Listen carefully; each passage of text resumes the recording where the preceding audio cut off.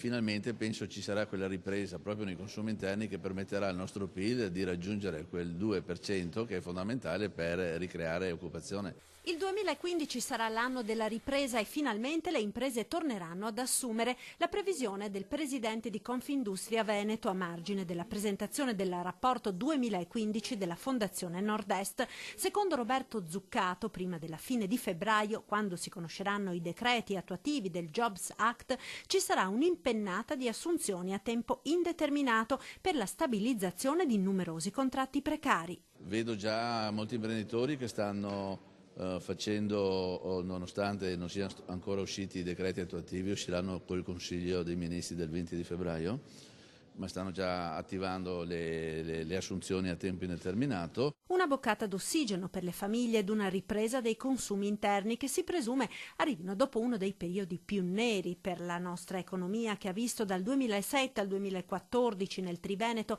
la perdita di 138.000 posti di lavoro dipendente, una contrazione dei consumi delle famiglie di oltre il 6%, un calo degli investimenti del 22%. Eppure il Nord-Est è anche l'area dove il rapporto tra esportazioni e PIL è cresciuto di 7 punti in più rispetto alla media nazionale.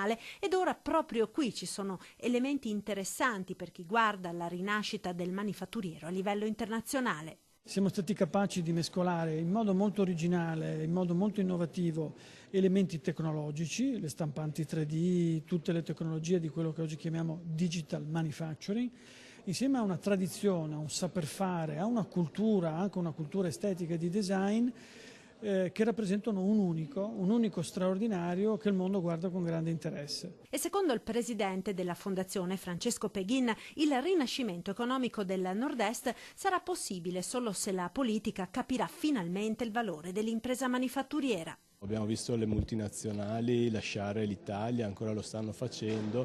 Riuscire a rendere attrattivi gli investimenti nel Nord-Est e in Italia è la sfida del futuro.